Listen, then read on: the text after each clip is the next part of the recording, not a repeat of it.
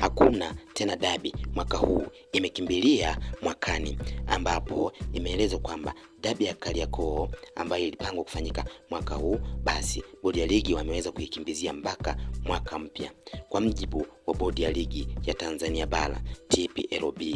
imetangaza marekebisho mapya ya ratiba ya ligi kuu ya NBC Premier League, ikiwemo kusogeza mbele mchezo mkubwa wa Kariakoo dabi kati ya Yanga na Simba.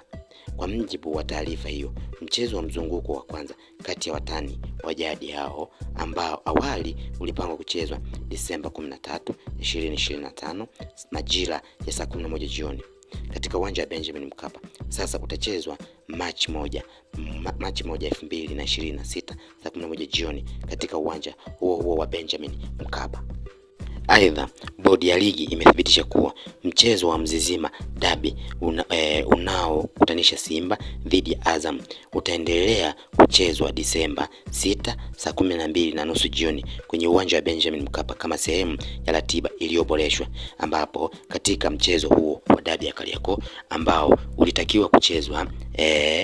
Disemba 13, basi umepelekwa mpaka Machi 1, 2026, huku mchezo wa marudiano umepelekwa mpaka Mei 13, 2026, na kuonyesha kabisa kwamba dabi hiyo kwa mwaka huu haitachezwa kutokana na ratiba ambayo imerekebishwa na bodi ya ligi. Haya yote yameweza kutokana na sababu mbili. Sababu ya kwanza ni kutokana na timu hizo za Simba na Yanga kuweza kushiriki mashindano ya CAF ambapo mpaka sasa wapo kwenye group stage. Lakini kitu cha pili ambacho kimepelekea kupeleka huko ni kutokana na ufinyu wa ratiba hiyo ya CAF, lakini pia michuano ya AFCON ambayo itafanyika Morocco, ambapo Tanzania ni miongoni mwa timu ambayo itashiriki michuano hiyo ya AFCON. Hivyo wachezaji wengi huenda wakawabize kwenye